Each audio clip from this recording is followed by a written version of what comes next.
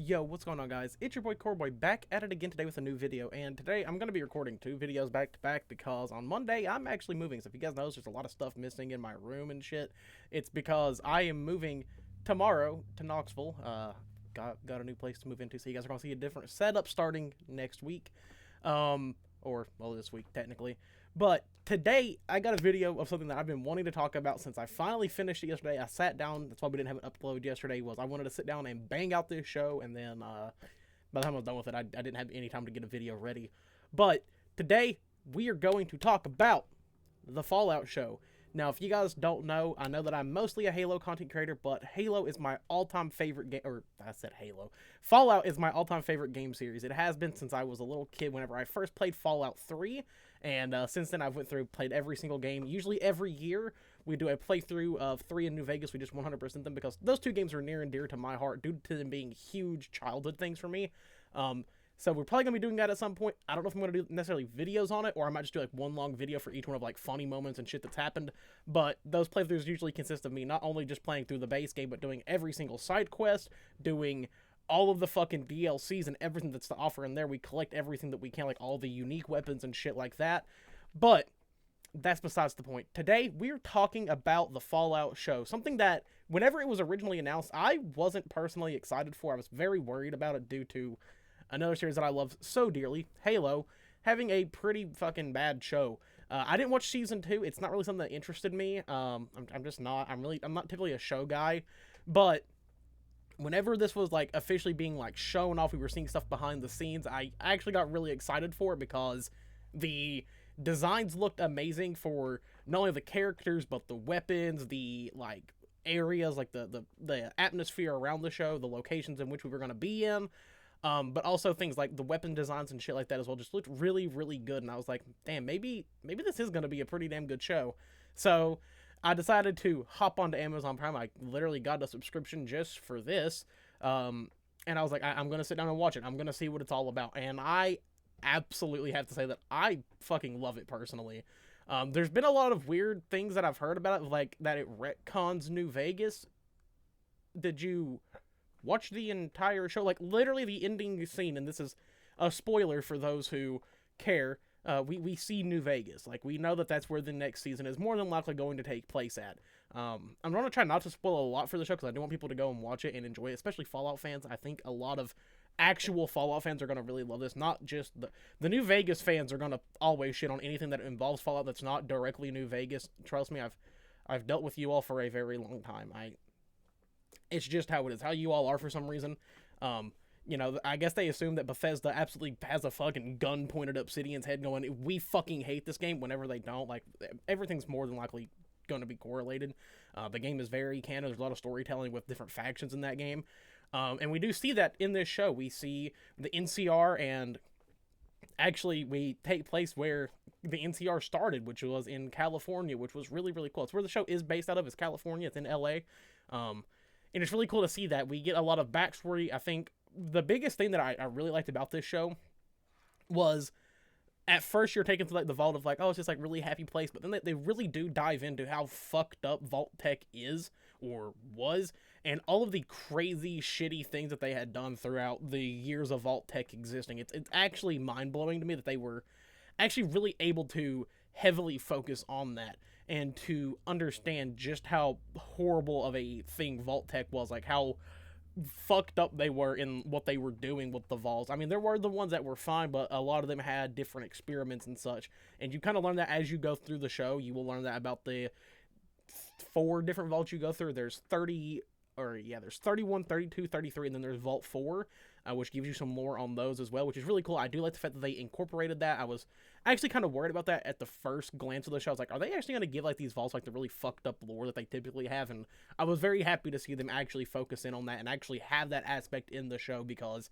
to me, that is a big thing in Fallout. The vault stories are fucking huge when it comes to the dwellers, when it comes to what happened in these vaults, the experiments or projects that were going on within them, or if they were just a normal vault where people just lived, because there were some that did that.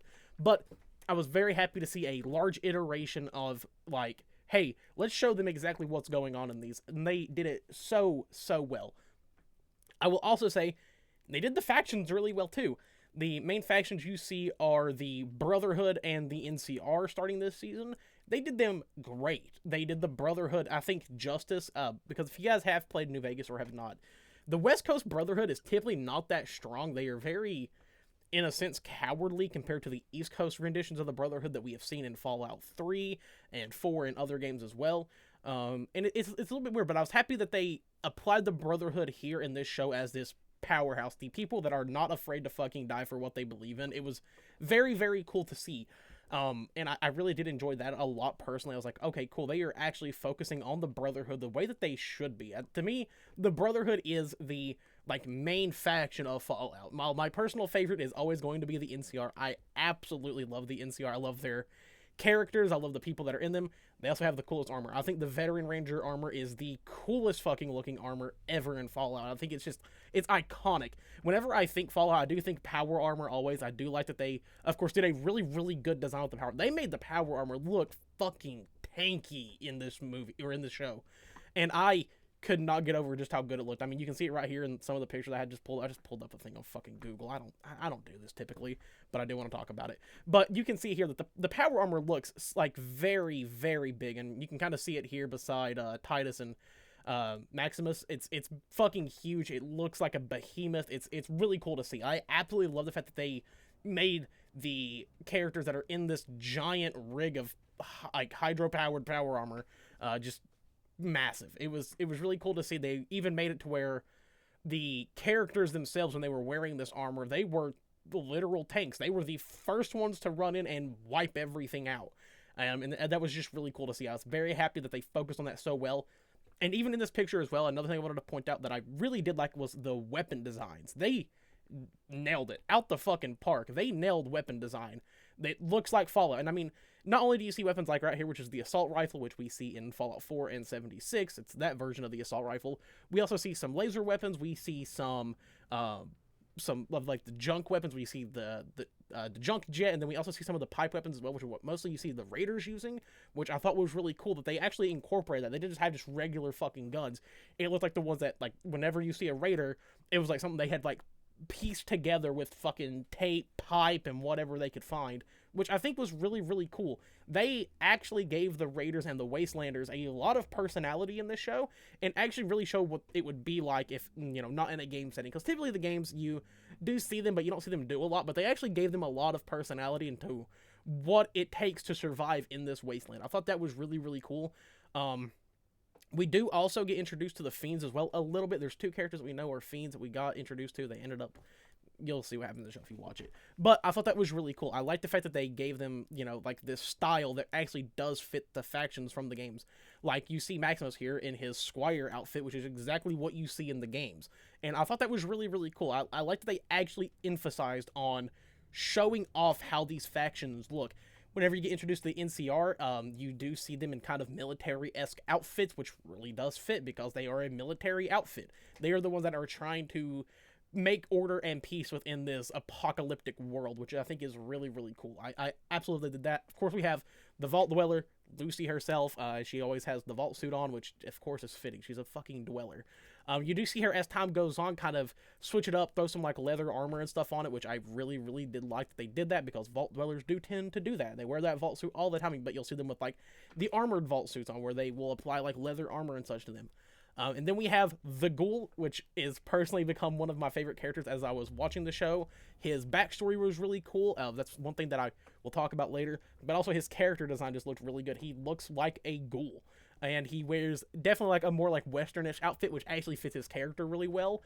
And I absolutely loved that. He had a really cool weapon set too. You could tell that he was actually kind of like this disgruntled dude who was in war, who had that training, and then just kind of carried it over into this wasteland. I think it was just really cool to fucking see. I love how they did it. All three of the main characters, which are Lucy, Maximus, and the Ghoul, I think they're all great. I think they all allow for a lot of character growth as this show goes on. I've seen people complain about Maximus being this kind of idiot kid who is a part of the Brotherhood, who does some questionable things, but I do think it actually adds a little bit to his character that I personally liked. I was like, I want to see him grow as a character. I want to see him actually become this, like, fulfilled Brotherhood knight or whatever he may end up being. I'm very excited for that personally. And then to also talk about the world a little bit, I really enjoyed, like I said, a lot of the world design, whether it be the vault or the actual wasteland. They made the wasteland feel like a fucking wasteland. It felt really fucked up, and you see it a lot throughout this show of all the places that they go to that just looks run down and disgusting, and you'll see things that like raiders have done to them, whether it's like bodies like literally hanging from the fucking ceiling by like meat hooks, which was actually really cool to see. They did not skimp out on any of the graphic details of Fallout. I was very, very worried about that they would want to skimp out on some of the more brutal aspects of the games and the stories that we hear from the Wasteland as we play the games, but they didn't. They said, no, we're going all fucking out here. We're making this feel like you were in an apocalypse, and I loved that personally. I'm a huge fan of that. I liked that they did that. I liked a lot of the world building. The vaults were really cool. They felt unique every time they went into a different one. They felt like eerie and not like super normal like you expect the vault. Like I kind of expected them to. I was like, oh, they're just gonna make these like very bland. And no, they made them uncanny but like familiar. I think it's really the only way I can explain it. It was very interesting. Now besides like all the world building aspects, there is one big thing in the shows, and you kind of go pre-war and then after the war. You kind of have that dichotomy with some of the characters, especially the ghoul and another character which you meet later on. And I really liked how they were able to actually kind of switch gears with telling the story of after the war and what's going on, but also tell the story and actually giving backstory on characters before the war and what Vault-Tec was doing, what these characters were doing before this war, especially the ghoul, because, you know, they've typically been around for quite a few fucking years to be that heavily radiated. And, you know, at points you kind of get a little confused. You're like, why is this character still alive, but in the past? But then you kind of start figuring out as the show goes on. I think they did that super well. They actually made it like a focused thing on Vault-Tec and their experiments and kind of what led to one thing after another. It's very cool. I love the way they did it. And it just added a little bit of an element of storytelling that the games do sometimes actually tend to miss out on. Unless you're listening to like direct dialogue or like finding things that these characters have wrote down on like notes or on holotapes and stuff like that. I love the way they did it here. They actually told these backstories so well. It didn't feel like they were out of nowhere. They left him in areas where it was kind of like flashback-ish whenever certain things would be going on. I thought it was done really well. I liked it. Another thing I will say is the actual main character, which is Lucy, she I think is pretty fucking badass. I was not the biggest fan of her during the first couple of episodes. I was like, oh gosh, she's just kind of she's a vault dweller. She's going to act like a vault dweller. But it was really cool to see her form over time as the show went on, to see her kind of be accustomed to these wastelands and how much it can change as change you as a person. But I think they did it with her well, where she clearly grew up a lot. She clearly understood what's going on here, but still showed like some of the dweller like mindset whenever it came to it, of general kindness to everybody to help try to reform this world, show kindness wherever it is not had. And personally, I really liked that a lot. I think it really did add a certain aspect to her character that just really kind of blew her away for me. And like I said, I overall like that. And it's another thing that we kind of miss in the games whenever you play as a vault dweller a little bit, because you have the option to change it up a little bit. But here, showing her story as she's a vault dweller, she's growing in this wasteland now that I'm not going to spoil that, but why she goes to the actual the wasteland, and it was just really cool. I love the way they did it. And another thing that there's two other points, and I do want to talk about the Brotherhood a little bit more. They show the brutality of the Brotherhood very well. They show how serious the Brotherhood is, how the other like squires treat one another, how they act. I think they actually took the military mindset of the Brotherhood and really showed it off here. They made it something that we really don't see in the games much at all, but they gave a different side of the Brotherhood. They gave some more fucked up details of how some of these people act, especially when you meet the first knight that Maximus gets put with and how kind of shitty he is. I really did like that a lot. I like that they showed a lot of different aspects of personality through these characters, and kind of just like how everyone grows. It really did add a lot to this show. And overall, I really liked it. And lastly, I do want to point out, Dogmeat's in the show. Not the same breed of dog. That really threw me off, because Dogmeat's typically a German Shepherd. He's a Malinois in the show. But we got our boy Dogmeat there. It's fucking sick. Also, the Enclave is here. Actually, that's another one that just popped in my head that I do want to talk about, because a lot of people are saying that the Enclave died in Fallout 3, which makes no sense for the lore that we know on the Enclave. The Enclave is always there. They have these bases that are underground and hidden that have the ability to contact people who have like Pip-Boys and such. They can directly connect from satellites, and that's how they typically recruit. We see that in Fallout 76 a lot, or people who just stumble across and want to go through these things that the Enclave needs you to do. The Enclave hypothetically can never die. They are always recruiting. There may be less than what there was, but they are always gathering more people. And we know that even past Fallout 3, whenever the giant war with the Enclave happens, that you find remnants of the Enclave in Fallout New Vegas, which kind of points to the idea that they would be trying to rebuild at some point. So the Enclave being there is not a non-canon thing. That is something to be expected of a group like the Enclave, especially how powerful the Enclave were, the things that the Enclave has that other factions don't have. The Enclave is never ending. It would never die out. And then even as time went on, if those underground bases were found and almost destroyed, there were people who would have access and be able to find the history of the Enclave and rebirth the Enclave themselves. So overall, I don't think that's a non-canon thing. The Enclave is there. It's really cool to see their story, how kind of messed up the Enclave is, but it does give a lot of backstory on Fallout lore as a whole.